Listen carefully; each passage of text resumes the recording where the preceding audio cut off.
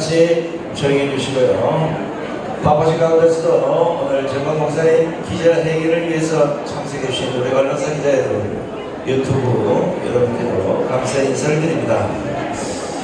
자, 오늘 이 깐쳤던 이거 진실을 말하겠다는 이 기자회견은 여러분들이 2023년에 대한민국이 무슨 간첩이 있겠나 했지만 실제 지금 현재 국정원에서 간첩들이 속속 밝혀지고 있습니다. 이것이 우리 근현대 역사의 사실한 걸 인정하고 오늘 정광 목사님의 기자회견 말씀들을 잘 들어보시고 가감없이 있는 그대로의 진실된 보도를 해주시면 대단히 고맙겠습니다. 자, 그럼 먼저 우리 정광 목사님 모시고 기자회견을 시작하도록 하겠습니다.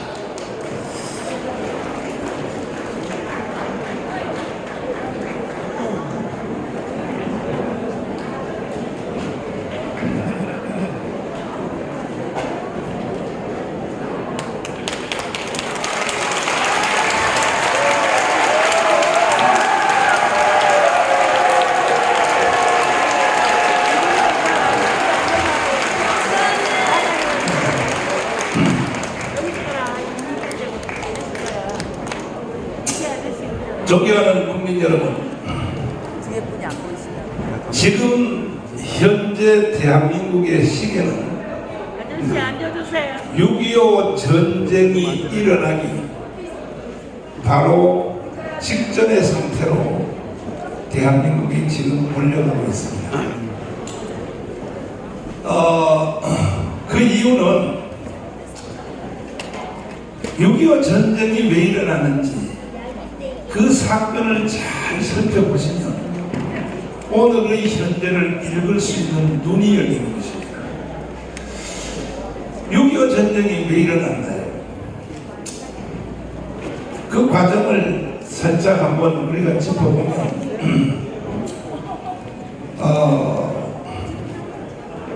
남노당의 총수 박헌영이 있었습니다. 박헌영이 이 대한민국에 이승만과 김구가 들어오기 전에 국민들의 78%를 틀어주었습니다. 그리고 난 뒤에 한경빈 목사님, 고대도 검사님의 그 강력한 추적으로 정판사 사건이 들통나니까 드디어 북한으로 도망갔습니다. 가서 이 박헌희가 무슨 말을 했느냐, 김일성 장군에게 말하기를, 김장군 아무 걱정할 필요 없어.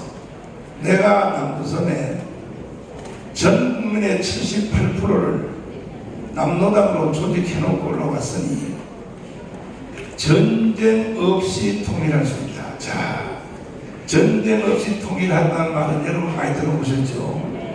지금 더불어민주당, 민노총, 정교조, 좌파 시민단체, 심지어 언론인들, 정치인들이 현재 다 거기에 빠져 있습니다. 전쟁 없이 통일한다. 여기에 지금 미혹에 걸려든 것입니다. 그 말의 시작은 박헌영으로부터 시작된 겁니다. 전쟁 없이 통일할 수 있다. 그러므로 그때는 휴전선이 아니라 38선입니다. 38선에 그냥 총소리 몇 방만 팡팡 내면 대한민국 안에 있는 남노당들이 지역별로 다 일어나서 가을에 쌓아놓는 집가래 있죠. 거기다가 다 불을 지르고 김일성 장군 만세, 이게 전국적으로 민중 봉기를 일으키면 전쟁 없이 그냥 남조선을 접수할 수 있다. 이렇게 박헌영이가 김일성 장군에게 말을 했어요. 그랬더니 김일성이도 이게 러시아 장교 출신인데 멍청하지 않단 말이에요. 선배님, 증거를 보여주세요. 증거를. 정말로 남조선의 78% 조직했습니까? 그래? 그러면 너 선거 한번 해봐. 선거. 북한에 너 선거 한번 해봐. 어떤 일이 일어난가? 그래서 북한에 8월 25일 날 북한 선거를 하게 되었습니다. 남한 선거는 5월 10일 날 하게 되었죠. 북한이 선거를 하게 되었습니다. 선거를 하는데 어떤 일이 일어났냐?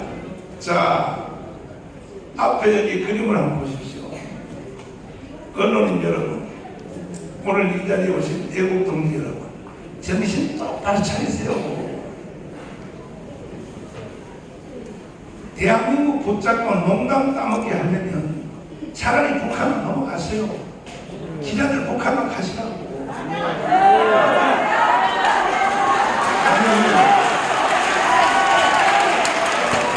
이래서 북한으로 가라고 했을 때 박수치는 당신들도 북한으로 가라고.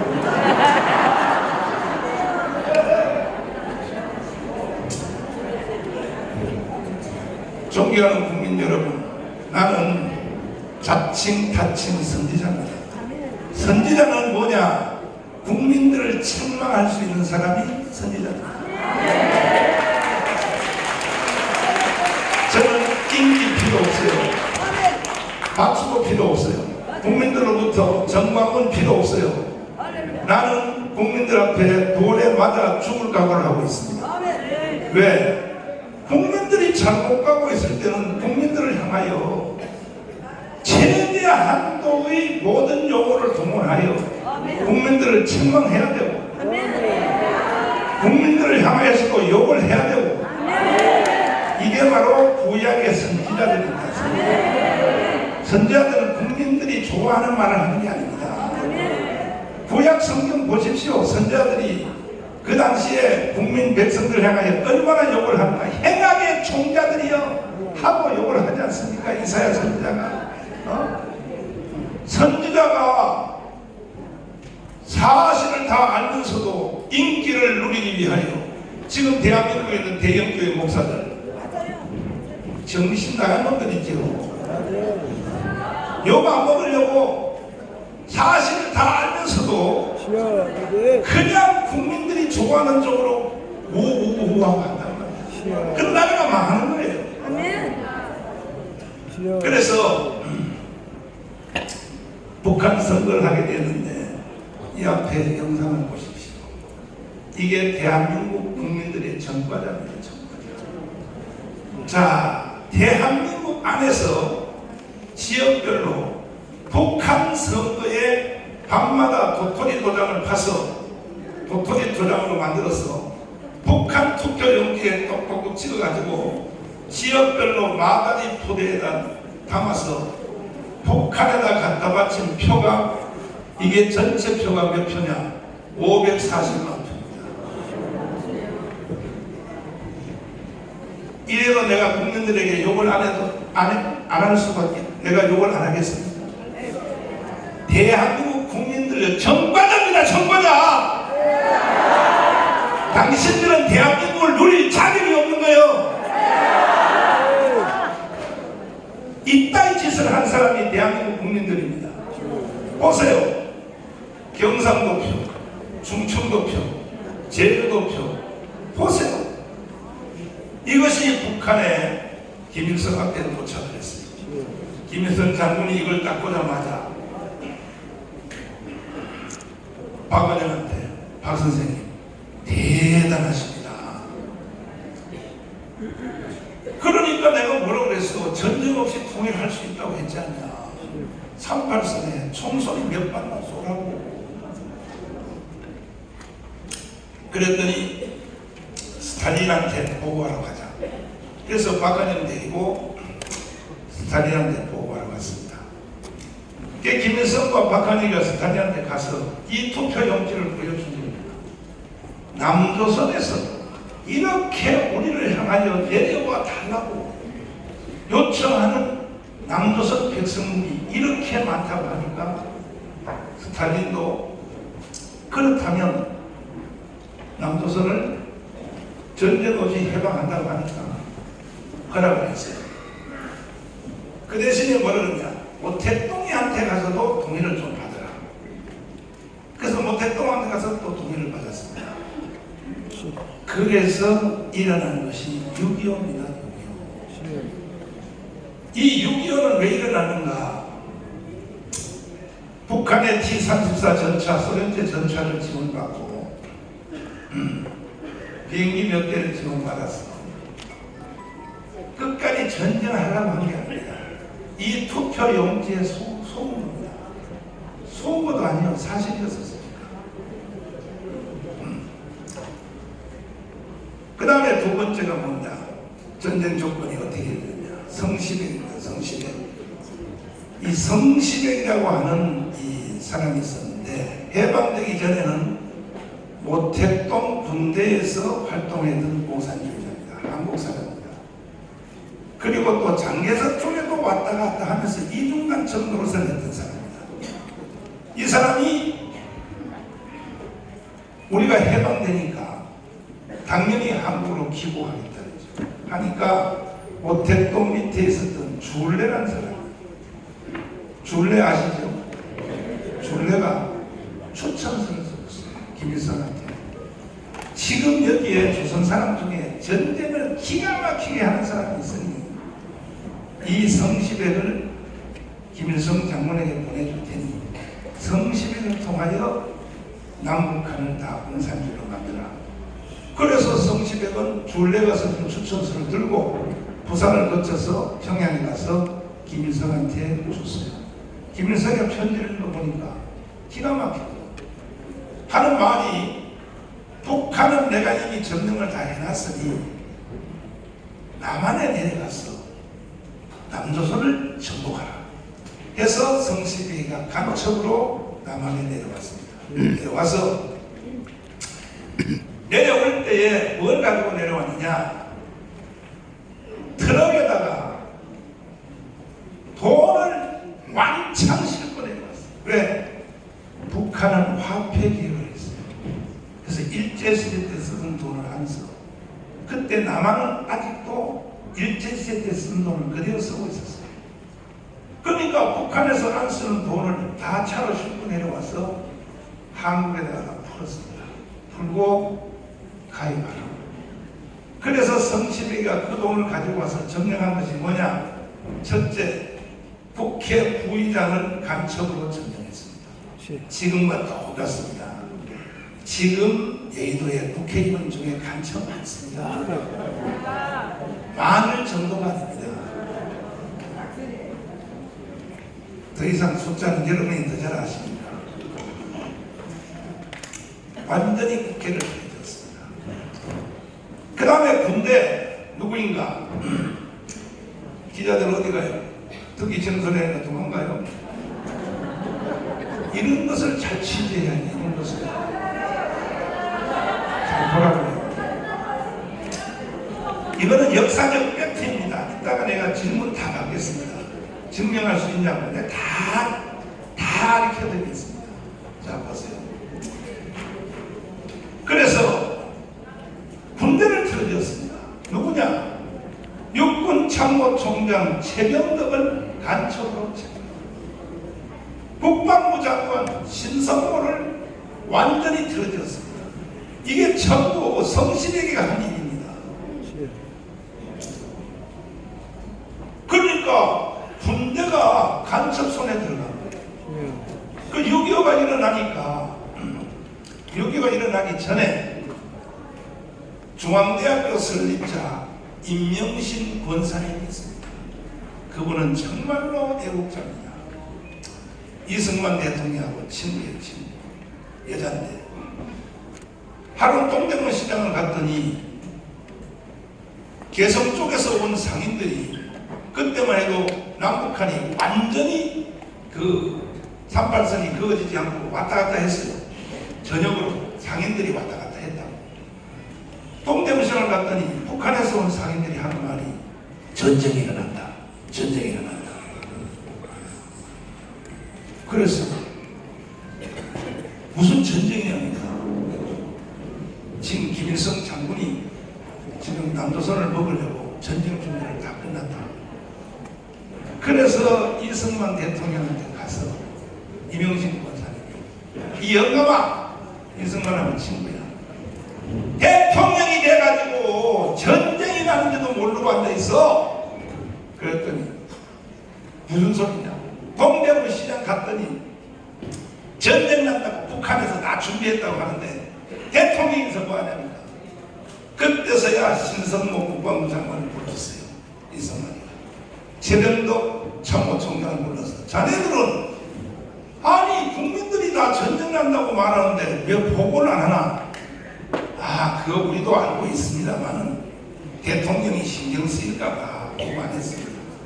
북한이 만약에 전쟁을 일으키면 유명한 말이죠. 우리가 역습해서 점심은 평양 가서 먹고 저녁은 압록강 가서 먹습니다.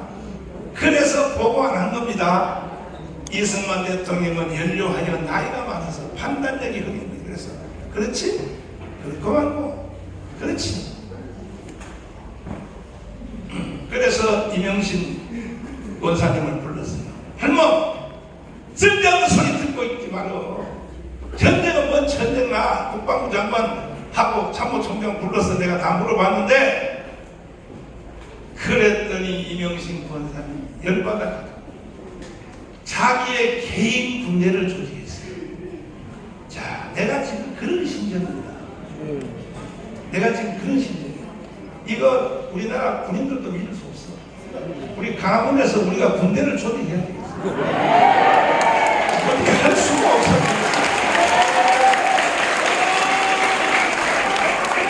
그래서 개인 군대를 조직해서 일개 수색대 30명을 자기가 돈을 주고 이명신 권사님이 수색대를 조직하여 북한에다 진출을 시켰어요.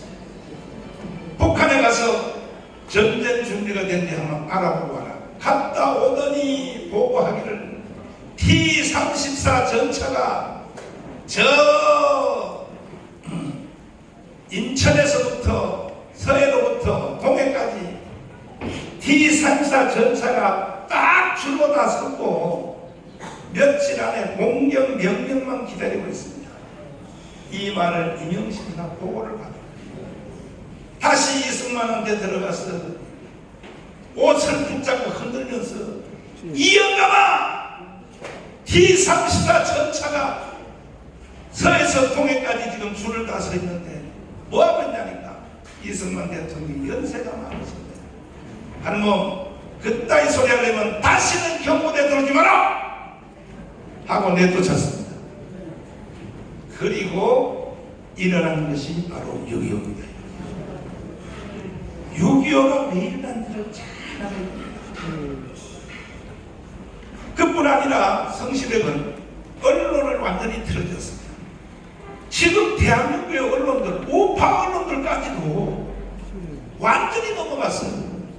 성시백이는 아예 언론사를 산 게 아니고 자기가 동아일보, 조선일보를 만들었어요. 한자 지호는 똑같이 만들었어요. 그 성시백이가 조선일보, 동아일보를 막 찍어내니까 이게 어디서 나온 동아일보인지 어디서 나온 구분이 안 되는 거야. 이래서 대한민국의 언론을 완전히 틀어진 겁니다. 지금 대한민국이 그대로 된 겁니다. 지금 대한민국 언론들이요, 본정신 있는 언론이 어디 있습니까? 조중동까지도 다 넘어갔어요. 조중동까지. 거기다가 중도 내지는 중좌에 속한 가장 큰 일은 뭐냐? 김구입니다. 김구는 사람은 한 사람인데 해방 전의 김구와 해방 후의 김구는 사람은 하나인데 두 사람입니다. 해방 전의 김구는 그래도 독립운동과 상해 임시정부를 다 빨갱이한테 넘어갈 때 다 넘어갔거든. 상해 임시정부 요원들이 제일 위에는 이동희, 김규식, 여운영, 조수아 다 넘어갔는데 김구 하나가 안 넘어갔어요. 상해 기어이 김구를 칭찬해 줄 수 있는 조건을 내가 만든다면 상해 임시정부를 지켜낸 것, 이게 김구의 업적입니다. 그러나 해방 후의 김구는 이거는 완전히 역적입니다. 왜 역적이냐? 50선거를 반대해서 대한민국이 탄생하는 선거를 강렬하게 저항했습니다. 왜 좌파 애들이 이승만은 죽이놈이라고 하고 김구를 영웅받는지 압니까? 그 이유를 알아야 됩니다. 이 언론사 여러분 잘 들어야 됩니다. 그때 만약에 김구의 말대로 했으면 대한민국은 탄생이 불가능합니다. 지금 여기 있는 언론사 여러분도 지금 수령님을 모시고 살아야 돼요. 그래도 김구를 떠받치려고 합니다. 성시대기가 김구, 상해임시정부 요원들, 김구, 여운형, 김규식, 조수왕 모든 사람들을 평양으로 데려갔어요.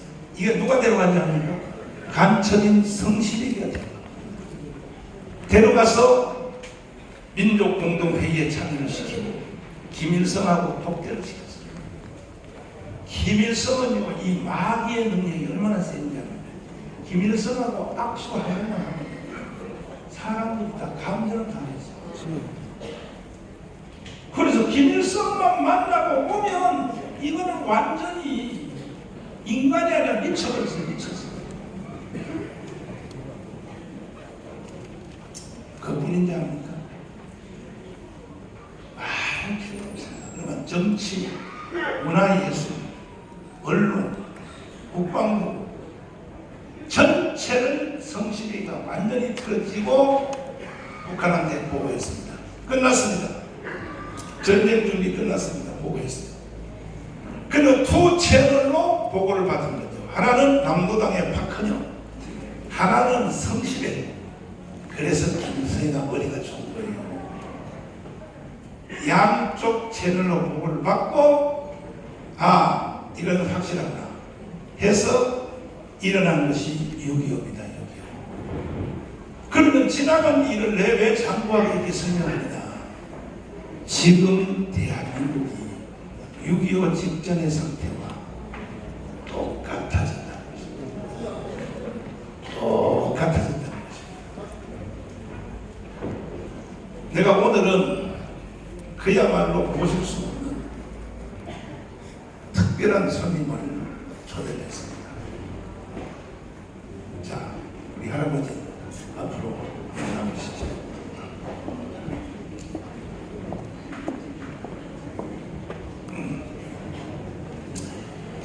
이 할아버지는 원래 고향은 전라북도 임실인데 해방되기 전에 남노당에 가입을 하여 간첩활동을 했고, 특별히 남노당에서 연락처를 맡아서 박헌영하고도 잘 알고, 해방 전에 이미 김대중하고도 잘 알고, 그러다가 6.25가 일어나니까 이 할아버지가 권세가 생겼죠.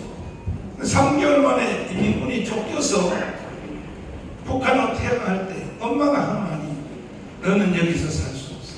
여기 살면 죽어. 인민군 따라 올라가라. 그래서 북한에 올라가서 24년 동안 살면서 좋은 자리, 높은 자리 많이 하시다가 나중에 4년 전에 간첩학교에 징집이 돼서 4년 동안 김일성 대학 무슨 대학에서 간첩 훈련을 받고, 내가 개인적으로 자꾸 물어봤더니 어떻게 교육관을 했더니 단체로 모아놓고 교육한 것도 아니라 4년 동안 1대1로 교육을 했대요. 강사만 바뀌고 날마다 사람만 바뀌고 할아버지 혼자 먹고 교육을 하는 거예요. 북한에서 남파 간첩을 보낼 때 그냥 보내지 않습니다. 4년 동안을 세뇌를 시킵니다. 이래가지고 이 할아버지가 4년 끝난 뒤에 한국에서 올라간 최고의 높은 자리에 올라갔던 홍명일 부수상, 홍명이라고 했어요. 한국에서 올라간 사람 중에 최고의 높은 사람입니다. 홍명이 그 사람의 명령을 받들어 마지막 날 명령을 받고, 너는 남한으로 내려가서 전라북도 도당 위원장으로 임명한다. 그리고 들어보세요. 할아버지 여기 있으니까 이따 개인적으로 물어보세요. 너가 남한에서 갈 일은 뭐냐? 김대중을 도와라. 김대중이 우리를 위해서 일하는 사람이다. 자, 지금 할아버지 여기 있으니 기자들 직접 질문하세요. 그래서 68년도에 인천으로 들어왔어. 그렇게 간첩 활동을 배울 때 명령 1호가 뭐냐? 엄마를 만나면 안 된다. 남한에 들어가면 임시되어 있는 엄마를 만나면 안 된다고 했는데 이게 피는 물보다 짙어서 벌써 인천에 딱 상륙하니까 엄마 생각이 나. 그래서 몇 번 엄마를 뒤에서 가서 멀리서 보다가 결국 나중에 엄마를 만난 후로 마음이 흔들려서 전향을 하려. 오늘까지 97세입니다. 연세가 97세. 97세.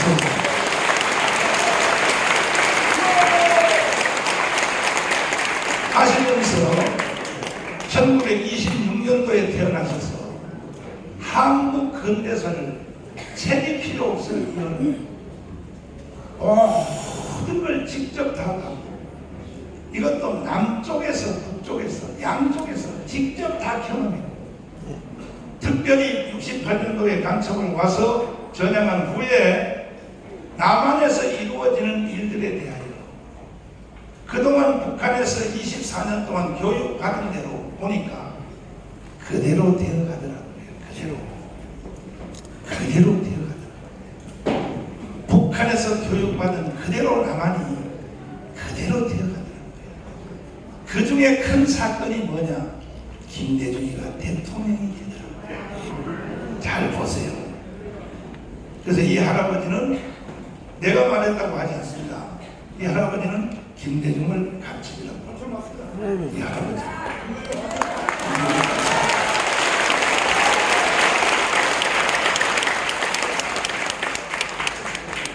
노무현은 사실은 간첩이라고 볼 수 없어요.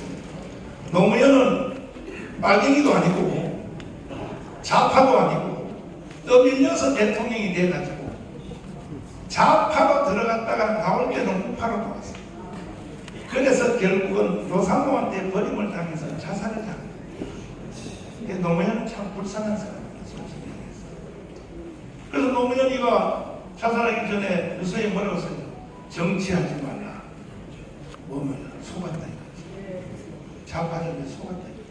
그래서 미국 갔다 와서 FTA 했죠. 제주도 강경기지 했죠.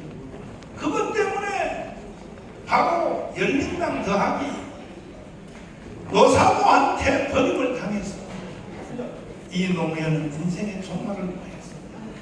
그래서 정치하지 말라고 원하고 있습니다. 좀 불쌍하죠. 그 다음에 이제 문재인입니다. 문재인은 간첩 정도가 아니라 이놈은 대한민국을 북한에 넘기려고 5년 동안 개발악을 떨다가 미국한테 태클이 걸려서 마지막 꼭지를 못 띄우고 주저앉는 놈이 바로 문재인입니다. 간첩 중에 나옵니다. 그 다음 이재명은 누구냐? 이재명은요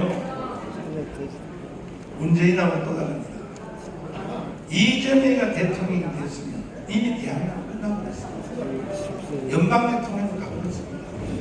이와 같은 역사의 흐름을 우리 할아버지가 증언을 하시는데 이따가 오후에 너하라TV에서 우리 박사님들하고 대답을 할 텐데 자세한 내용을 거기서 말하고 지금 흘러가는 전체 흐름에 대해서만 우리 할아버지하고 짧게 한번 대답해 보겠습니다. 자, 할아버지 갖다 줍니다. 대한민국의 100대 언론사 조정동을 비롯한 모든 언론사들이요, 이거 보도 안 하시면 당신들도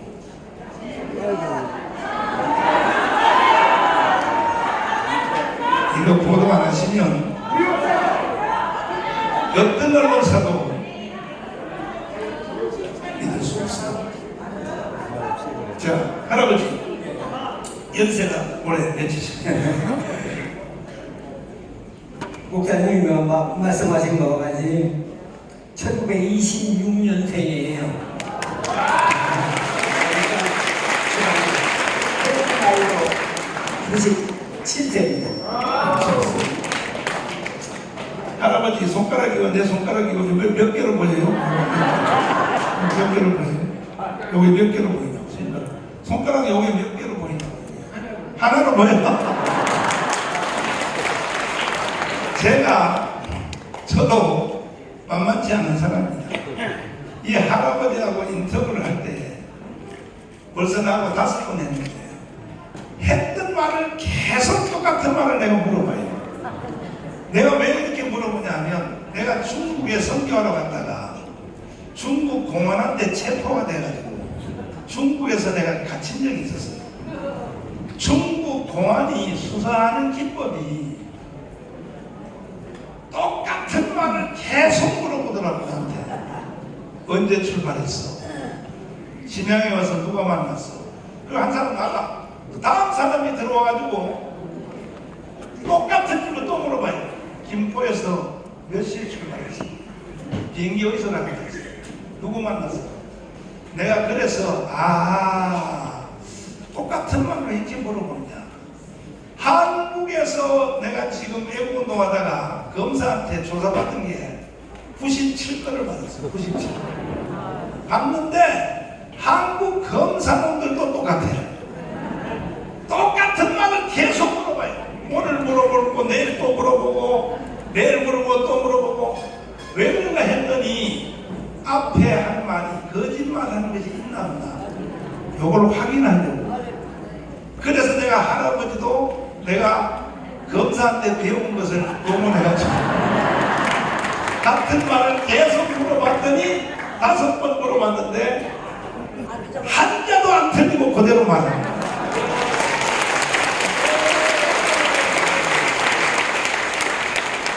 아까 보세요. 손가락 하나라고 대답해요. 그래서 치매가 안 왔다는 얘기야. 정신이 얼마나 많은지. 지금도 책을 30권 이상을 쓸 자료를 원고를 다 집에서 써놨는데 이걸 출판해 줄 사람이 없다. 내가 출판하겠습니다.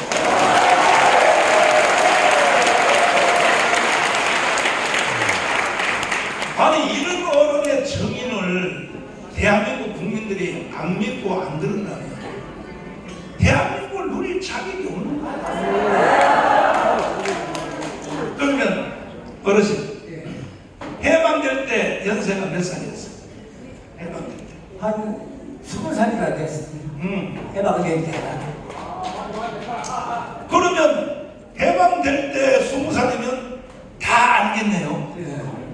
다 알아요. 뭐 2차 세계대전도 잘 알고 일본 놈이 뭐냐면 중국을 침략할 때 바로 진화사변이라고 해요. 그것도 알고요. 그 다음에 진화사변을 일으키기 전에 만주라고 있었어요. 만주 있어요. 그 만주사변을 해서 중국으로부터 독립을 시켜가지고 제2의 식민지를 만들고. 할아버지 이 말은 들어도 여기 기자들이 하나도 못 하는 거야. 만주사변이 뭔지 아는 것만 물어보세요. 아는 것만. 자, 그때 해방이 될 때에 히로시마 원자탄 터지는 거 들었죠? 예. 그때 우리나라 국민들이 해방의 기쁨을 해방을 보고 얼마나 기뻐했는지 그때 광경을 잡고 뭐 말할 수가 없을 정도로 정말 기쁨에 넘쳤습니다. 첫째, 뭐냐면은 해방이 됨으로써 이 일제의 식민지 통치로부터 해방이 됐다는 데에 더 큰 의의를 가지고 맞이했습니다. 그런데 말하자면은 미국이 뭐냐면 해방을 해주었다는 그런 점과 미국에서 독립운동을 하신 이승만 대통령이 뭐냐면 귀국을 해서 더욱이나 뭐냐면 환영을 하지 않을 수 없었습니다. 자, 그 다음에 네. 이제 시간이 없으니까 빨리빨리 가야 되니까 할아버지는 해방되기 전에 남로당에 가입했죠. 네. 남로당에 왜 가입했습니까? 1946년도 6월 25일 날입니다. 6월 25일 날. 25일 날에 말하자면 46년도에는 남조선 공산당이라고 했어요. 그 남조선 공산당에 입당했습니다. 6월 25일에. 근데 할아버지 태어난 데는 원래 어디서 태어났어요? 네? 태어난 데. 태어난 저 고향. 고향은 전라북도 진양군 성수면 중길리 만덕산 대학의 그 박씨 뭐가면은 집성촌에서 태어났습니다. 박씨 300년 동안 살았던 박씨 집단촌에서 살았는데, 근데 할아버지가 이제 어릴 때 외갓집에 와서 살았단 말이에요. 네. 외갓집에. 그렇죠. 외갓집에서 산 이유는 내가 설명할게요. 시간관계상. 이 할아버지의 아버지가 있단 말이에요. 할아버지 아버지가 딴 년하고 바람이 난 거야. 맞죠? 예, 맞습니다. 그래서 그 딴 년하고 도망을 갔어. 도망갔어요? 도망간 것보다도 외갓집이 뭐냐면 잘 살고 있었고 아니, 저 할아버지 아버지 얘기를 하는 아버지가 네. 딴 년 만나서 도망. 뭐냐면 아버지가 그러니까 축척을 해가지고 축척? 축척이 뭐예요? 이게 또 말하자면 새치기한 거예요. 새치기 했다고? 작은 마늘을 얻었다 이거지? 얻었어. 얻어가지고 별도로 살았어요. 별도 살았는데, 그럼 그 작은 마누라한테는 애를 많이 낳았어요? 많이 났지. 그러면 이제 그래서 할아버지의 그 친엄마는 할아버지 하나만 낳고, 네. 그래서 누님 세 분에다가 제가 하나 낳았어요. 누님 세 분이 있었구나. 그 누님 세 분하고 할아버지를 데리고 이제 본 남편한테 버림을 당했으니까 친정집으로, 외갓집으로. 외갓집으로 갔어요. 외갓집으로 간 데가 임실이에요. 이 지난번에 다르죠. 또 다른 사진 보세요. 계속 자세히 너무 빨리 넘기지 말고. 전주 교도소에서도 그냥 집단적으로 집단적으로. 자, 또 보세요. 수백 명. 또 보세요. 또 보세요. 또 보세요. 여기 우물은, 이 우물 안에 나중에 확인했더니 시체를 껐는데 우물 안에만 300개 시체가 나왔어요. 이 우물 속에 300개가 나왔어요. 이거 보세요. 여기는 3,000개예요. 시체가 3,000개예요. 3,000개. 자, 여러분, 존경하는 국민 여러분, 국민 여러분에 내가 존경한다는 말도 하기 싫어.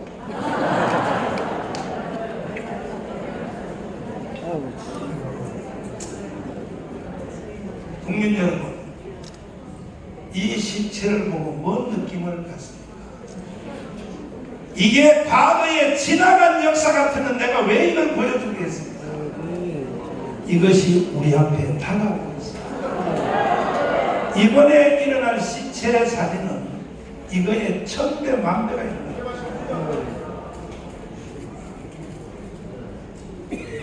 이런 것들을 먼저 예견하고 국민들에게 말하고 선포하는 것을 선지자라고 합니다.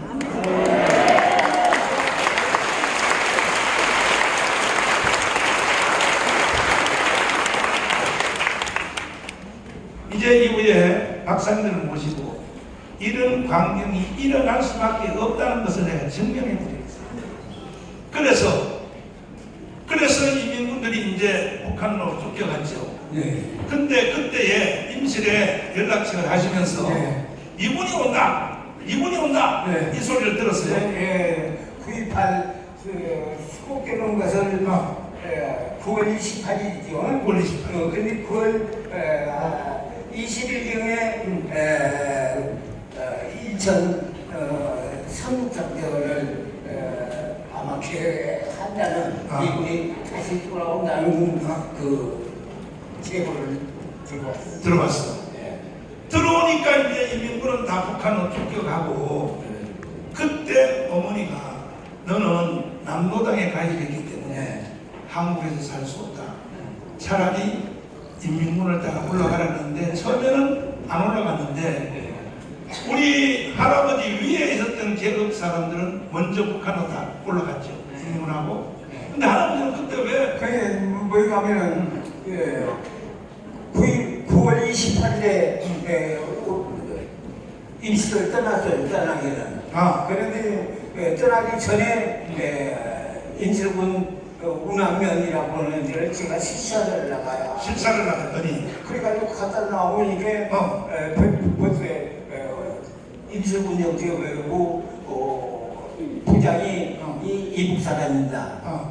이제 그 사람이 일찍이 도착한 임실군이 한 뭐니 가면 10개 되지 않아요.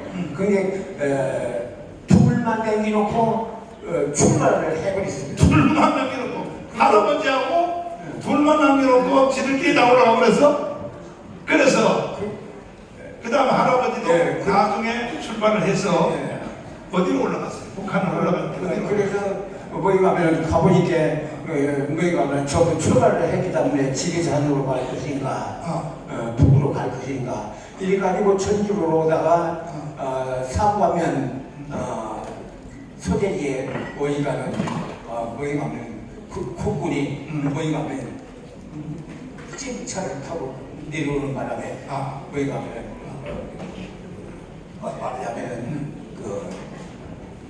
거기서부터 북으로 산을 타고 넘어서 진양을 거쳐서 영동, 충청도 영동, 상주, 그다음에 거기가 문경세대, 영월, 정선, 그다음에 속초, 아니 오대산,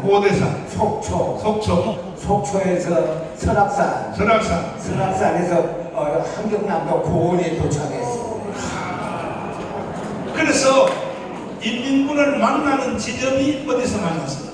근데 인민군 만난 데는 뭐에 가면 함흥 거기 가서 북한의 인민군 최선이라고 하는 사단장이 있었어요. 이사단장이 있었는데 거기 가서 인민군 만났습니다. 인민군을 만났더니 인민군이 좋아했어요, 할아버지는.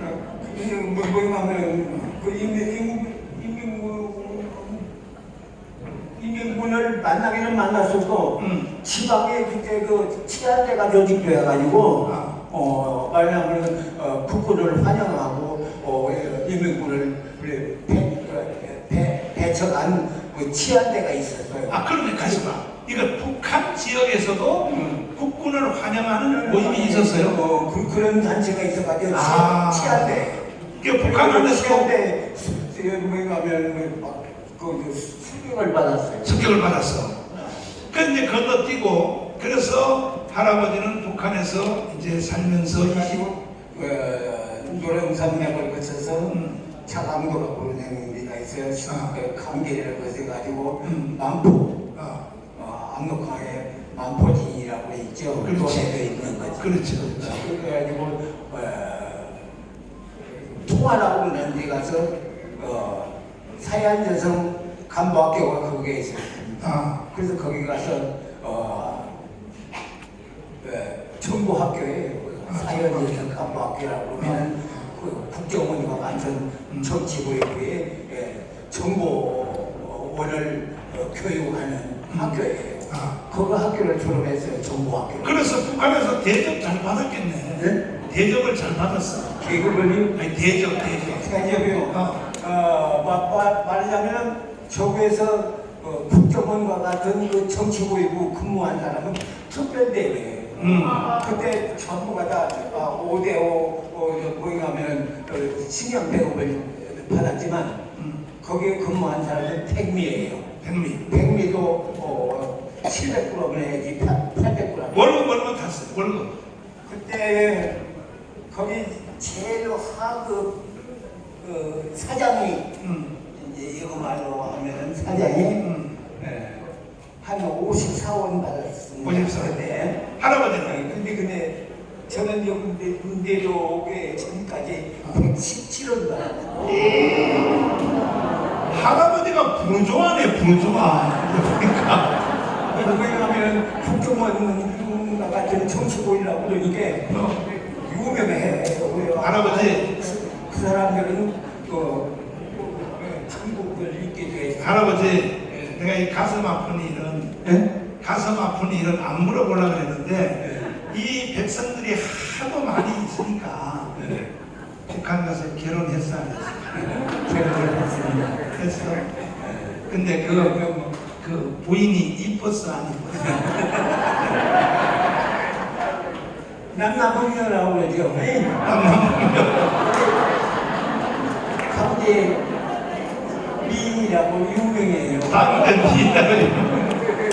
그 미인에 속해요. 그런데 결혼 생활 잘했습니다. 할아버지가 먼저 좋아했어. 나보다도 우리 가면 이남에서 온 사람들이 미남이라고 했어요. 미남. 빨리 북한으로 올라가요. 인기가 좋았어. 그래서 그 부인이 할아버지한테 이제 하여튼 그렇게 해서 결혼해서 애를 낳는 낳았어. 그래가지고 결혼을 잘했습니다. 잘했어. 그 애기를 몇 년 만에? 애들. 네, 27살 먹어서 첫 딸을 낳았어요. 그 아시가 69인가 그러고 또 두 번째가 남자하고 또 세 번째가 남자하고 그 다음에 마지막으로 1960 몇 년도 와 그놈은 잘 기억은 나지 않는데 그 이녀를 두고 왔어요. 이녀를 두고 왔는데 시간 관계상 건너뛰고 그래서 할아버지는 대접도 받고 잘 나갔는데 어느 날 정치보위부 학교를 들어가라. 간첩학교를 들어가라. 거기에 명령을 언제 받았어? 간첩을 양성하는 학교가 아니야. 처음에 정보학교라고 하는 것은 중국과 같은 사회안전성 간부학교를 졸업했고 저기에서 최신간부학교라고 하는 또 있어요. 그 최신간부학교를 또 나왔고 그 다음에는 4년 뒤에 가면은 김일성 정치군사대학 695호를 나왔어요. 자, 그러면 4년 마지막 학교를 다닐 때 그게 이제 결국 간첩으로 보낸다고 이미 벌써 교육시켰는데 그때 4년 다닐 때 시대 가도록 휴가 줬어요. 왜냐하면 첫째로 비밀이기 때문에 외출이라든가 개별적인 일주는 못해요. 그 다음에는 뭐냐면 가족과의 면회는 절대 불어가지고 했어. 4년 동안 가족과의 면회도 안 되고.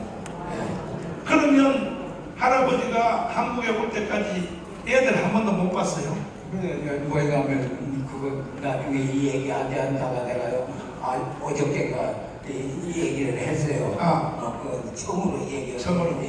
뭐냐면 집에서 떠날 때에는 말하자면 중앙당 학교가 있어요. 당학교 말하자면 당학교 조선노동당 중앙당 학교라고 해요. 중앙당 학교 간다고 떠났는데 뭐 그냥 2, 3년이 지나고 3년이 지나도 아빠라고 부르는 사람을 보지를 못하니까 저 엄마가 거기 가면 그 어린 것들을 거기 가면 19살밖에 먹지 않는 것을 평양에 가서 중앙당 거기 가면 정문에 가서 아버지가 중앙당 학교 나와서 뭐 하면은 잘 보여줄 것이다. 이래가지고 보냈더라는 말이에요. 보냈어. 그래가지고 애들을 만나게 해서 둘이 그 우리를 딸하고 큰아들.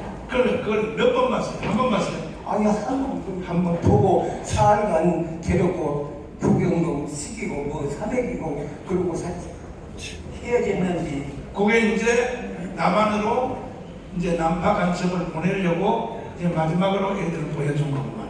자, 그러면 이제부터 이제 본론인데 홍명이 알죠? 홍명이. 예. 홍명이는 어떤 사람이에요? 홍명이는 여기서 올라간 사람이에요. 아주 유명한 사람이에요. 남한에서 올라간 여기 부총리나 마찬가지예요. 부총리. 부총리. 그 다음에 더 중요한 것이 부총리보다도 더 중요한 것이 남조선 혁명이라고 해요. 저에서 그게 여기 말로는 남한에 대한 적화통일,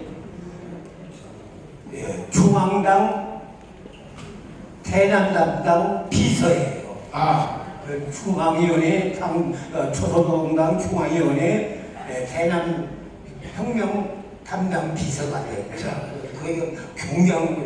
그래서 이제 할아버지를 홍명이가 호출하더니 남한에 이제 그 파송을 하려고 간첩으로 보내려고 파티를 해줬대요. 파티. 그냥 이 파티라고 부르는 거 그렇게 높은 양반이 학생 이제 졸업할 때거든요. 얘 졸업해가지고 막 만났는데 근데 제 친구 하나가 있어요. 여기서 같이 올라간 사람이. 여기서? 네. 그 친구는 고향이 어디예요? 고향이 임실이에요. 임실이야. 그 관촌 병암이라고 하는 데서 살았는데 1년 제 선배였어요. 선배. 근데 이제 조교에 가가지고 나는 뭐 부장, 뭐 부국장도 하고 그랬을 때 사업관리소에 있었는데 직원으로. 말하자면 저같이 성질이 늦어졌는데 대남연합부에서 소환이 된 모양이에요. 소환이 돼가지고 여기 고향에 왔다 갔어요. 왔다 가가지고 성공을 했어요. 그러니까 할아버지보다 먼저 남파로 간첩 와서 그 바로 고향의 형님이 임무를 마치고 북한까지 입이 올라왔는데 그때 할아버지한테 뭐 말해줬어요? 그냥 뭐냐면은 갔다 왔다는 것을 그때 갔다 왔다고. 그래가지고 강원도당 여기 같으면 전주시 전라북도 도당위원장이 있는 경영 사람이. 근데 할아버지 그때 저 형님한테 간첩으로 왔다가 올라간 그 형님한테 우리 엄마 잘했더냐 그가 물어봤어요. 우리 엄마, 할아버지 엄마 안 물어봤냐고? 그것을 모르죠. 물어보면 안 돼? 와서 자기 어머니만 만나고 어머니 가면 복귀를 했는데 성공을 했어요. 성공했어. 그래서 장봉도는 저기에서 그러니까 도당위원회 조직부 부부장으로 총지되고요. 대단하죠 조직부. 그럼 할아버지도 그때 여기 와서 성공하고 갔으면 홍명이처럼 부수장 할 뻔했네. 부수장은 조직부 부부장은 하지요. 누구나 다 그랬죠. 그래서 홍명이가 불러서 같이 이제 둘이를 같이 난파를 시키는데 할아버지만 따로 불러가지고 임무를 부여했단 말이에요. 이게 이제 중요한 거예요. 머리가 번쩍 쓸 거야. 국민 여러분 잘 들으세요 이거. 잘 들으세요. 홍명이가 할아버지에게 남한으로 보내는 특수 임무를 부여하는 겁니다. 뭐라고 지시를 했습니다. 환영회를 보람복 초대소에서 고급 거기 가면 간부들만 피나는 곳이에요. 그렇지.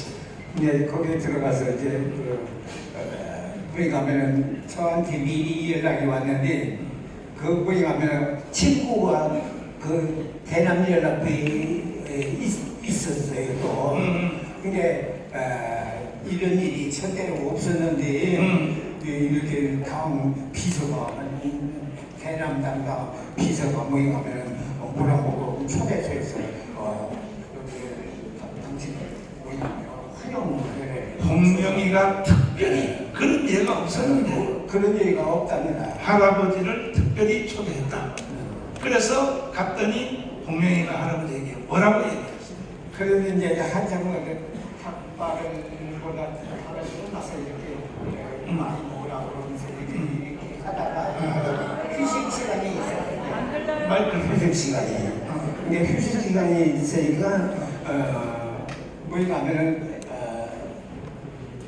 나하고 같이 온 뭐이 가면 사람 중에 그 사람은 같은 조 화장실에 가니까 같은 조가 화장실을 가는 사이에 남았어요. 혼자 만났는데 남아가지고 이제 이 얘기는 저희가 그럽니다. 지금 남한에는 남조선에는 뭐냐면 남한 혁명을 위해서 혁명가들이 많이 활동을 하고 있다. 혁명가들이 많이 활동하고 있다.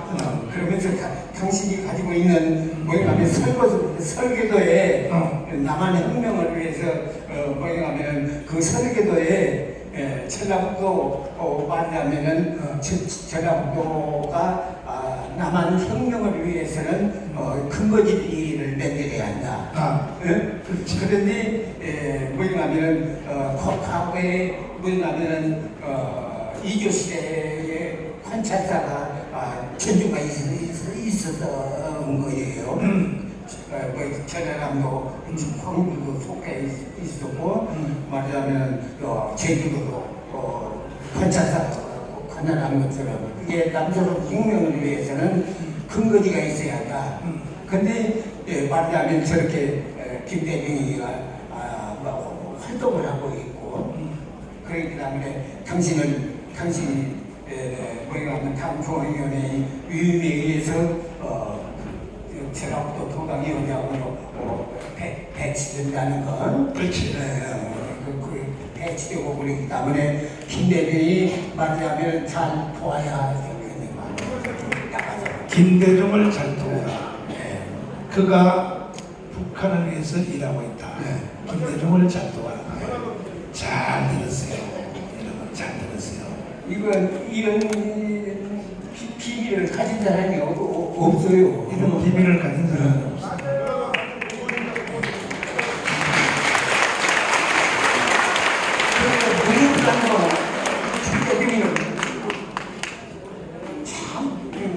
연구를 많이 했습니다. 한 30년 연구를 했어요. 자, 그 다음에 그래서 출발한 항구는 어디서 출발했어? 북한에. 말하자면 연안군이라고 있죠. 연안군, 황해남도에 그 전에는 황해도를 그냥 하나로 묶어서 황해도라고 있는데 나중에 보니까 황해북도, 황해남도, 황해남도의 연안군에 염정리라고 하는 출발 기지가 있습니다. 자, 그래가지고 그걸 깔고 밀사 깔고 송현역에다가 송년회에다가 비닐을 깔고 잠자는 노숙자들이 꽉 찼을 것이다. 그게 참 어처구니 없더라고. 그래서 하룻밤 자고 송년회에 나가봤더니 그런 사람 못하고 그냥 그때 내가 이 얘기하는 소리에 빼딱구를 신고 그냥 맨땅구슬을 신고 미니스커트를 입고 그렇게 그냥 서울로 출근하는 걸 보니까 눈이 좀 의심되더라고요. 그러니까 북한에서 간첩 교육을 잘 못한 거야. 그거 잘못한 거예요. 잘못한 거야. 근데 내일이면 뭐가 하면 폭로가 되고 있는데 왜 그런 거짓말을 했을까? 지금은요, 북한에서 간첩 교육을 어떻게 하냐면은 지금은 우리 젊은 청년들이 청바지 입을 때 무릎팍 다 빵꾸난 거, 엉덩이 찢어진 거 이거 입고 다니잖아. 이거를 찍어가지고 남조선 청년들은 거지가 돼서 다 없이 이렇게 교육 교육을 한대요. 북한에서는. 북한에서 교육받은 그대로 지금 이루어지고 있다. 어찌 그렇게 했었어요? 근데 하나가 잘못되고 있어요. 저 주사파 이 얘기하죠. 주사파는 여기서 주사파라고 그러는 소리를 하는 것이 아니에요. 주사파라고 그러는 저 위에